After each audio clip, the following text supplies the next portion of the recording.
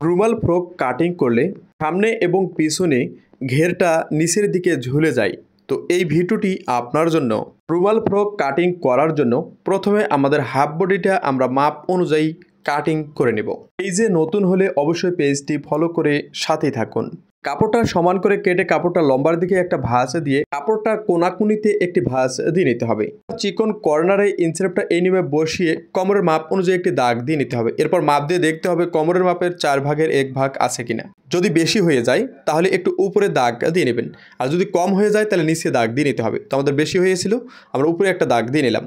এবার হাফ বডির লম্বা যত ইঞ্চি কাটিং করেছি আমরা ইঞ্চিরেপটা তত ইঞ্চি বাইরের দিকে রেখে ফ্রকের লম্বা যত ইঞ্চি তত ইঞ্চিতে একটা দাগ দিয়ে নিতে হবে। এরপর 1 ইঞ্চি সেলাইয়ের কাপড় রেখে আরেকটা দাগ দিয়ে নিতে হবে এবং এই দাগ অনুযায়ী একটি মার্জিন দিয়ে নিতে হবে এবং মার্জিন অনুযায়ী আমাদের কাটিং করে নিতে হবে। তো আশা করি এই নিয়মে রুমাল ফ্রকের ঘেরটা কাটিং করলে রুমাল ফ্রকের ঘের আর কোনো দিকে ঝুলে যাবে না। ভিডিওটি আপনার উপকারে আসলে শেয়ার করুন। ধন্যবাদ।